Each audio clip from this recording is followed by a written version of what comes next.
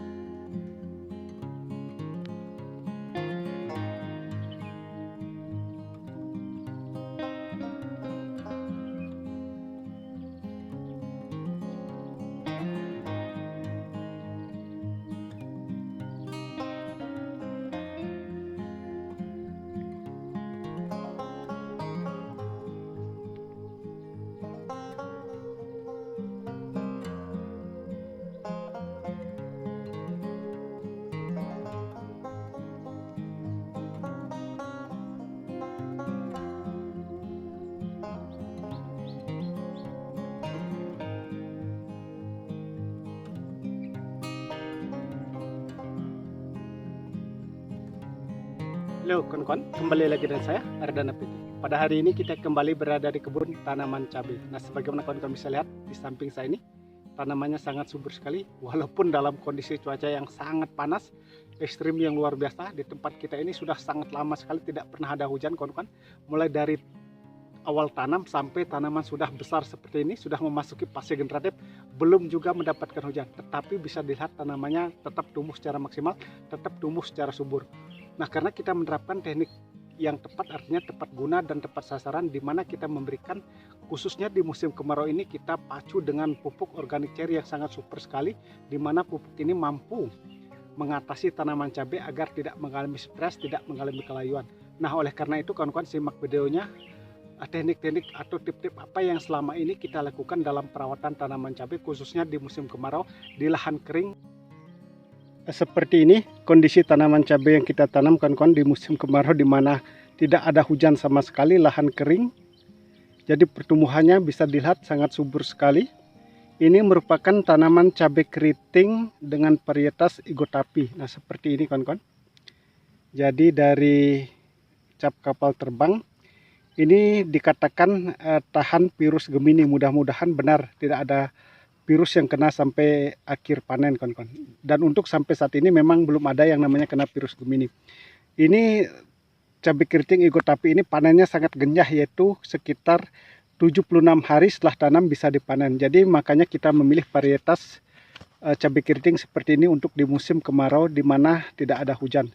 Jadi pertumbuhannya sangat luar biasa. Jadi sudah memasuki fase generatif namanya, ini tanamannya sudah pecah cabang dan sudah ada bunga. Ini tanaman cabai yang kita tanam ini baru usianya 33 HST kawan-kawan. Jadi masih 1 bulan lebih.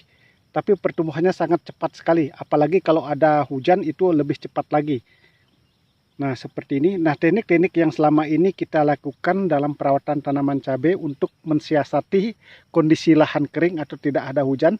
Nah, setiap melakukan penyiraman kita selalu menyelipkan yang namanya pupuk organik cair yang sangat bagus sekali, yaitu kita memakai asam amino pupuk cair protein, yaitu merek Premino.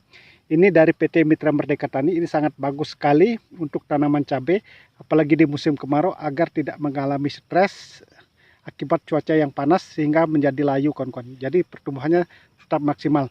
Dosis yang kita pakai ini setiap melakukan pengocoran untuk 20 liter air kita memakai 30 mili atau satu tutupnya ini.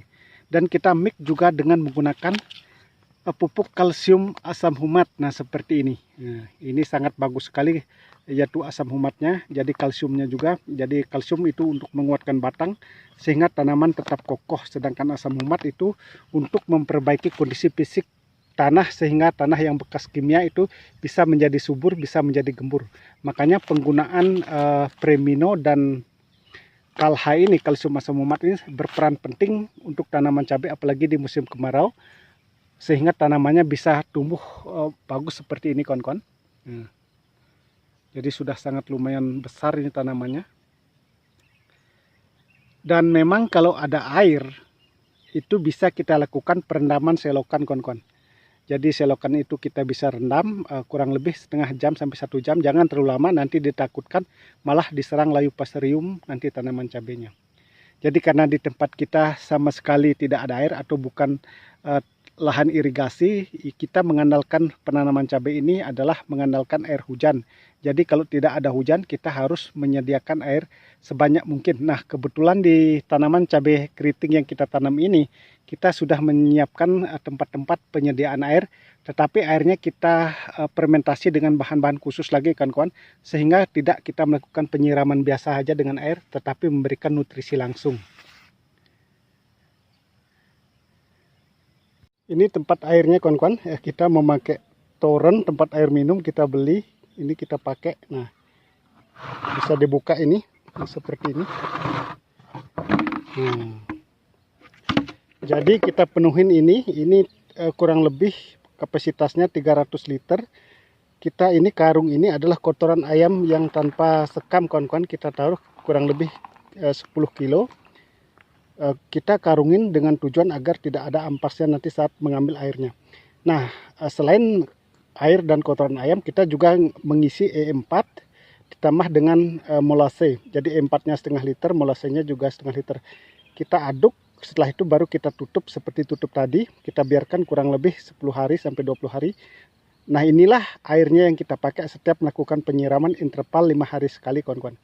Jadi kita karena menghemat air, makanya airnya sistemnya kita isi dengan kotoran ayam, jadi pupuk organik yang sangat bagus sekali.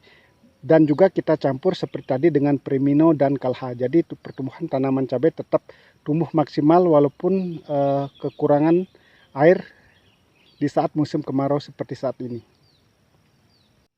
Sedangkan untuk mengendalikan hama penyakit seperti tungau dan trip agar tanaman cabai atau daun cabai ini tidak mengalami keriting, kita melakukan penyepraian di usia 8 hari, 15 hari, 20 hari itu dengan menggunakan bahan aktif Peridaben kawan-kawan, seperti menggunakan Sambit. Dosisnya sangat rendah, yaitu kurang lebih 10 ml untuk 1 tangki semprot. Dan kita mix juga dengan menggunakan asam amino lagi, yaitu Premino.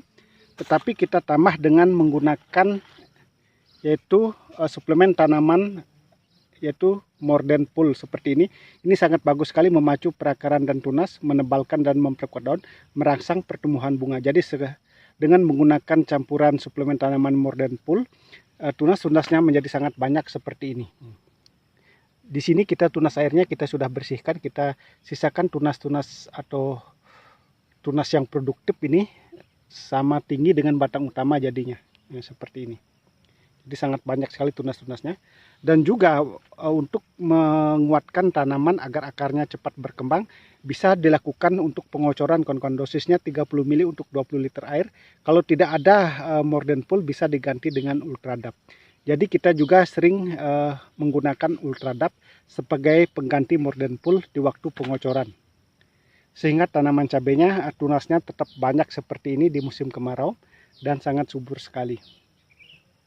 Nah, seperti yang sudah saya sampaikan, untuk mengatasi daripada keriting kita menggunakan bahan aktif Peridaben, tetapi kita rolling dengan menggunakan bahan aktif Abamectin murni seperti Agrimek kawan-kawan. Nah, kita menggunakan Agrimek karena ini musim kemarau, jadi sangat rentan sekali daun cabai itu diserang namanya tungau dan trip, sehingga menyebabkan keriting dan virus Gemini. Makanya kita menggunakan bahan-bahan insek yang sangat super sekali seperti Agrimek itu. Nah, dosisnya juga sangat rendah, hanya 10 ml per 1 tangki kawan-kawan. Itu interval kita melakukan penyepraian 5 hari sekali dengan rollingan seperti yang sudah saya sampaikan tadi. Nah, tanamannya sangat subur sekali kawan-kawan, seperti ini. Walaupun tidak sesubur di musim penghujan.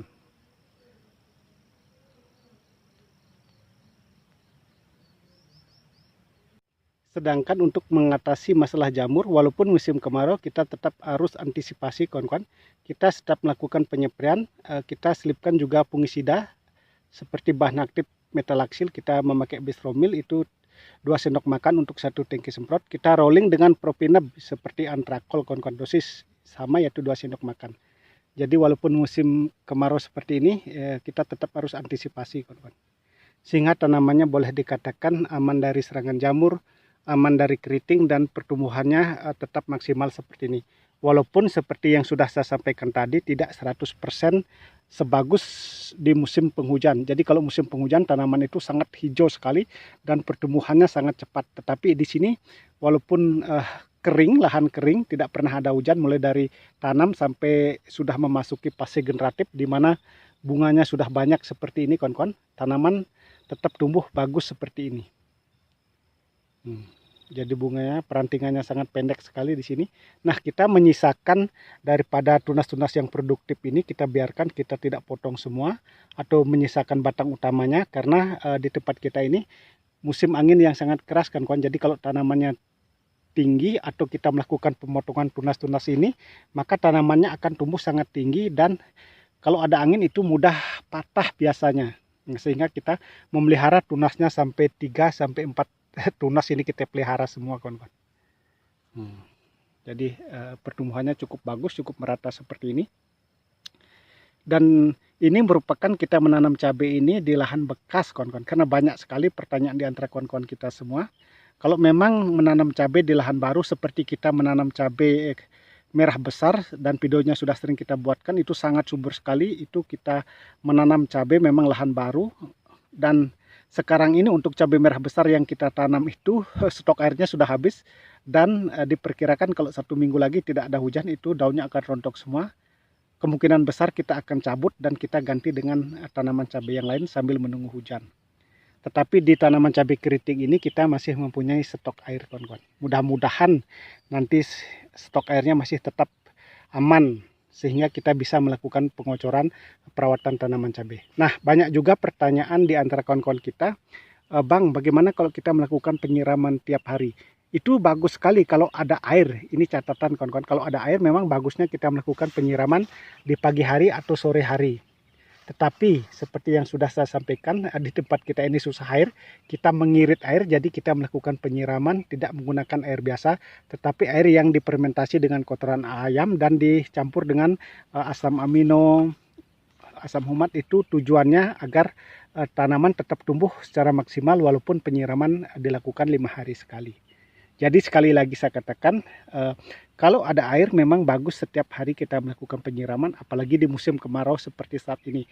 Biasanya tanaman cabai akan mengalami kelayuan di jam-jam 11 sampai jam 12 atau sampai jam 1 itu akan layu biasanya kalau kekurangan air. Makanya kita mencampur dengan asam humat itu karena asam humat itu mampu menyimpan air walaupun dalam kondisi yang sangat panas, sehingga tanaman cabai walaupun di siang hari tanaman cabai yang kita tanamin tidak mengalami kelayuan karena kita mencampur dengan asam humat kawan-kawan.